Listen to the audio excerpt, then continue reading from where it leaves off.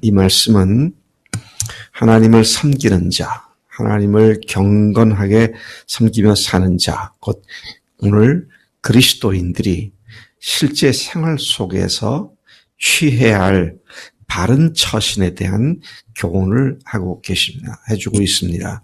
특히 이 본문은 전체적으로 성실하고 겸손한 삶을 강조하면서 인간이 마땅히 따라야 할 하나님의 말씀을 교훈해 주고 있습니다.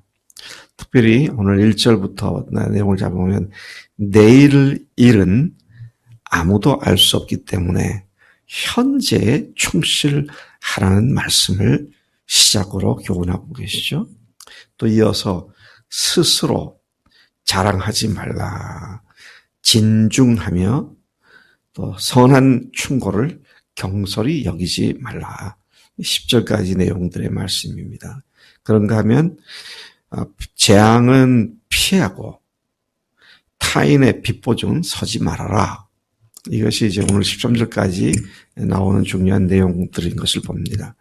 자기 자신을 돌아보고 성실한 자세로 살아가는 사람이 복을 받는 자들로서 지혜로운 자는 이웃을 보살필 줄 아는 자이고 또 이웃과 화목하게 지내는 자다. 자, 이런 내용이 27장 전반에 걸쳐서 흘러가고 있음을 보게 됩니다. 1절부터 하나씩 다시 살펴보면 내일 일을 자랑하지 말라. 하루 동안에 무슨 일이 일어날는지 내가 알 수 없음이라. 꿈을 꾸는 건 좋고 미래에 대한 장밋빛 보랏빛 가득한 그런 생각을 하는 건 좋지만 아직 실제화가 되지도 않은 그것 가지고 자랑할 것이 아무것도 없다라는 말씀인 것이죠. 왜 그러느냐? 그 일이 일어날지 안 일어날지 당장 오늘 어떤 일이 일어날지 아무도 알지 못하기 때문이다. 참 우리가 허풍쟁이가 돼서는 안 된다. 그런 말로도 바꿀 수가 있습니다. 머릿속으로 상상해서 우리가 몇십 층짜리 건물을 못 갖겠어요? 네. 머릿속으로 상상해가지고 하나님의 교회를 대형교로 못 만들겠어요? 네. 상상 속에는 뭐든지 할 수 있죠. 근데 그거 갖고 자랑할 게 하나도 없어요. 왜? 꿈일 뿐이니까요. 그것이 그게 될지 안 될지 누구도 큰 소리를 못하죠. 저는 우리 교회가 세 가지 소명을 실현시키는 그날을 바라보고 계속 달려가고 있습니다만은 우리가 아직 됐다는 말을 못하죠. 네. 주님 앞에서 계속 되어지기를 소망하고 살아가죠. 근데 중간에 무슨 일이 있을지 모르니까 하나님이 어디까지 어떻게 인도하시나 겸손하게 주님을 바라보고 갈 뿐인 것을 생각하지 않을 수가 없습니다. 자, 무슨 일이 일어날지 아무도 모르기 때문에 겸손해야 한다. 네. 주님의 인도하심과 역사하심을 기다리며 주님께 그리고 또 이루어졌을 때 그때에 감사하며 간증할 뿐이지 아직 이루어지지 않은 것을 마치 이루어진 것처럼 자랑하는 것은 옳지가 못한 일이다. 그렇게 말씀하고 있는 것이죠. 2절을 가서 보면 1절과 맥락을 같이 합니다만은 특히 뭘 하지 말라고 그러냐면 자화자찬하지 말라고 하는 거죠. 자기가 스스로 자기를 높이고 자랑질하는 이런 것은 절대로 하지 말아라. 타인이 너를 칭찬하게 하고 내 입으로는 하지 말며 외인이 너를 칭찬하게 하고 내 입술로는 하지 말라. 스스로 자신을 자랑하는 일은 꼴불견입니다. 이런 사람들은요, 그 사람이 나한테 아무 피해를 안 줬어도 그냥 역겹게 생각되죠. 참 교만이라는 게 참 무서운 겁니다. 자랑질하고 하는 거, 그거 좋아하는 사람, 그 말 듣는 사람, 좋아하는 사람 아무도 없죠. 스스로 자신을 자랑하는 일은 왜 문제가 됩니까? 다른 사람의 질투를 불러일으키거나 또는 교만한 자로 보일 수 있기 때문입니다. 겸손하게 주님 앞에서 자신을 낮추고 타인이 나의 자랑거리를 다른 사람에게 알려주는 그것이 아름답다. 그런 말씀을 하고 있는 것이죠. 오직 자기 일에 충실하면 주변 사람들이 칭송을 하게 되어 있습니다. 그런데 내가 이렇게 했는데 안 알아줄까 봐 동네 방네 사람들 만날 때면 내가 이렇게 했다. 내가 잘했지 않았느냐. 나를 좀 알아다고. 이것이 골불견이라는 얘기입니다. 다른 사람들이 네가 한 걸 또 다른 사람들에게 얘기할 수 있도록 그렇게 해야지. 참 중요한 말씀을 우리가 듣고 있습니다. 자기 자랑하고 아직 일어나지 않은 일을 자랑하다가 혼쭐이 난 사람이 한 사람이 있습니다. 구약에 나와요. 누굴까요? 요셉입니다. 꿈 자랑하다가 형들한테 미움 사가지고 애국으로 팔려가 노예가 되었던 그 신세를 생각하게 되죠. 참 조심해야 할 문제라고 생각합니다. 3절과 4절은 분노에 대한 말씀을 하고 있습니다. 이제 3절에 보면 돌은 무겁고 모래도 가볍지 아니하거니와. 참 표현이 재밌습니다. 돌이 무겁죠. 다 알죠. 근데 모래도 무겁지 않다. 가볍지 않다. 그래서 군대에서 훈련할 때 훈련하기 위해서 일부러 모래주머니를 발에 차고 뛰게 만들잖아요. 우리 민환이는 그 해병대 훈련 받을 때 산항 차고 구보해봤어? 요즘 해병대가 무리인가?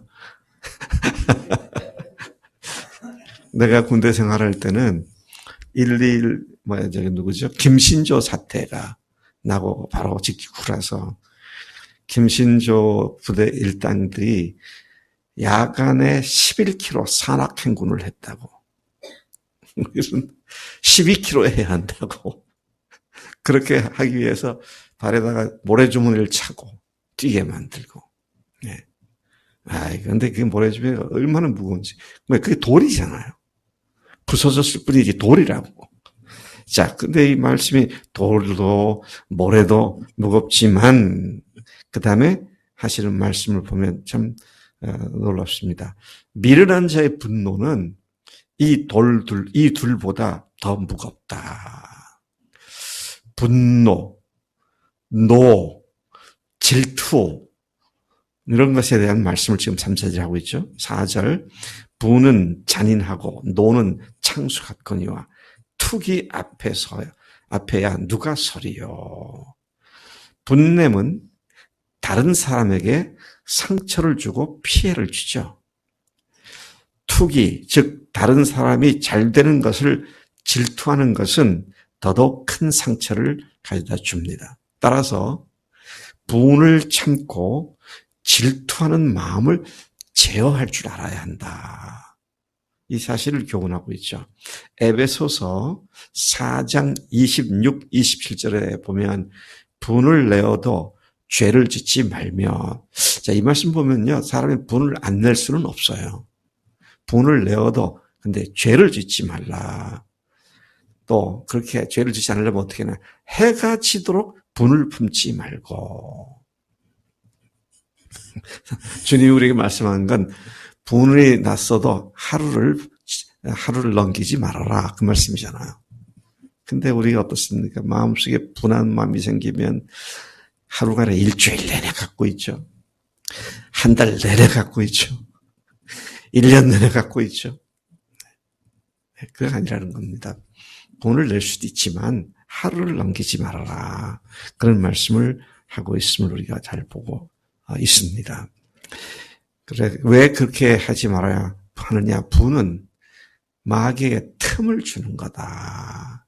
마귀가 우리를 또 우리의 인격과 성품을 무너뜨리기 위한 공격 통로가 되니까 그렇게 마귀에게 틈을 주지 말아라.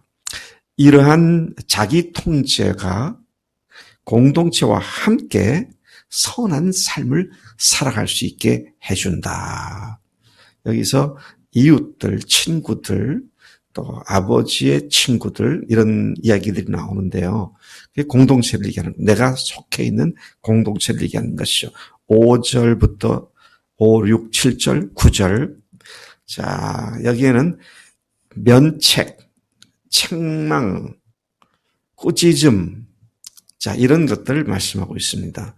이 네 구절은 면책, 나쁜 책망에 대해서 교훈하고 있는데요. 5절, 7절 보면은 새 번역에 보면 이렇게 돼 있어요. 드러내놓고 꾸짖는 것이 숨은 사랑보다 낫다. 친구의 책망은 아파도 진심에서 나오지만 원수의 입맞춤은 거짓에서 나온다. 진정한 사랑하는 친구는 잘못된 길로 가는 친구를 바르게 인도하기 위해 책망을 아끼지 않는다. 그럴 때 그 책망이 아프고 원망스러울 수 있지만 나중에는 감사하며 기뻐하게 된다. 그런 말씀을 하죠. 그렇기 때문에 나를 드러내놓고 책망하고 충고해주는 사람이 있는 사람은 행복한 사람입니다. 내가 이렇게 하든 저렇게 하든 아무도 나에 대해서 얘기하지 않으면 그게 좋은 게 아니다. 왜 그렇게 하는 사람이 없으면 내가 잘못되면 고칠 길이 없기 때문이다. 그런 말씀을 하고 있는 것이죠. 여러분들에게는 여러분들이 잘못할 때 고언해주고 충고해주고 나무라는 사람이 있으십니까? 임집사님 있으시죠? 이재호 집사님 그러시죠? 그래서 부부가 중요한 것 같아요. 예. 현준이 그런 사람이 있어? 너가 잘못하면 책망해 줄 사람이 있어? 뭐야, 있다는 표현이야? 없다는 표현? 근데 그런 얘기 들으면 기분 좋아요, 나빠요? 안 좋습니다. 누가 책망하는 소리 좋아할 사람은, 야, 좋다, 책망한다. 그래, 또 해줘. 그래서 아무도 없어요. 다 싫어하지. 그러니까 마음이 괴롭고 힘들다는 얘기입니다. 그런데 그게 사실은 우리의 유익을 위해서 결정적으로 중요한 거다. 민환이 그런 친구 있어? 감사하네. 있으니까 됐네. 자, 계속해서 보겠습니다. 자기 충만이라는 교만으로 배부른 사람은 꿀이라도 싫어합니다. 배부른 사람의 꿀 줘보세요. 별로 안 좋아해요. 그런데 자기 부족함을 아는 사람은 쓴 것을 주어도 달게 받는다. 야, 충고를 어떤 자세로 받아야 하느냐. 참 귀한 교훈을 주고 계십니다. 9절. 기름과 향이 사람의 마음을 즐겁게 하듯 친구의 충성된 권고는 그와 같은 아름다운 것이다. 그래서 여러분, 나한테 고언해 주는 사람, 내가 듣기 싫지만 나에게 필요한 말을 해주는 사람을 귀한 줄 알고 사랑할 줄 알아야 한다. 이 말씀을 지금 하고 있는 것이죠. 8절, 10절, 11절은 또 고향을 떠나 유리하는 사람은 보금자리를 떠나 떠도는 새와 같으니라. 고향을 떠나지 말란 얘기죠. 우리의 고향은 어디입니까? 복음으로 인한 하나님의 통치를 받는 사람들이 모여 사는 곳이 우리의 고향입니다. 어디예요? 교회죠. 여러분, 그 안에서 한 발자국도 벗어나지 말아야 합니다. 교회 밖으로, 공동체 밖으로 나갈 때 넘어지게 되죠. 그러한 하나님의 통치를 받는 자들의 공동체는 친구들과 아버지의 친구들인 어르신들로 구성되어 있기에 그들을 버리고 그 공동체와 관계없이 살아가서는 아니 된다. 특히 지리적으로 가까이 있어 매일 만나는 공동체 구성원들은 먼 곳에 있는 형제들보다 더 낫다. 그렇게 말씀하십니다. 네. 제가 살아보니 그래요. 미국의 형제들이 다 가 있는데 이따금 연락을 하면 또 좀 뭔가 조금 내려 말을 하면 오해를 해가지고 속상해가지고 막 그런 경우가 종종 있는 걸 봅니다. 근데 우리가 교회에서 매일 만났잖아요. 네. 우리가 속속들이 다 알죠. 더 형제들보다, 육신 형제들보다 낫다. 11절, 내 아들아, 지혜를 얻고 사는 것이 내 마음을 기쁘게 하는 것이다. 12절, 특히 재앙을 만나면 숨고 피해야 한다. 소나기는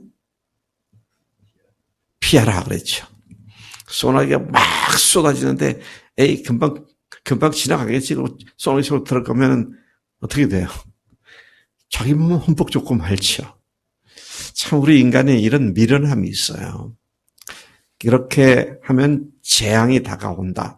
재앙이 시작됐구나. 좋다. 한 번 나도 견뎌보자. 그리고 굳이 그리로 들어가려고 하는 이런 바보스러움을 우리가 보게 되는데, 어리석게도 그 가운데로 꾸역꾸역 기어 들어가서 재앙을 스스로 당하고 그렇게 하는 사람은 해를 받을 뿐인데.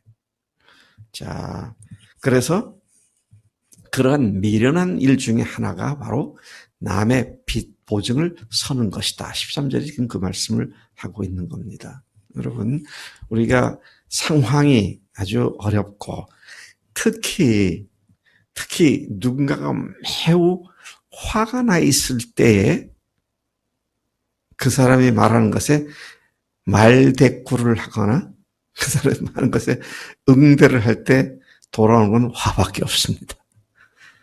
화가 날 때는 그냥 가만히 피하는 게 상책이죠. 오늘 1절부터 계속 분냄, 화냄, 또 책망 여러 가지 나왔는데 소나기는 피하는 것이 상책입니다. 그런 뒤에 다시 출발을 할 수 있도록 그렇게 해야지. 막 쏟아지는 우박강을 쏟아진 데를 거기 들어가면 어떻게 되겠어요? 그래서 여러분 상황을 보고 이게 지금 심각한 재앙이구나. 그럼 빨리 일단 피하는 것이 상책이다. 주님께서 오늘 우리에게 세상을 향하여 어떻게 살아야 하는지 말씀해 주신 것을 감사합니다.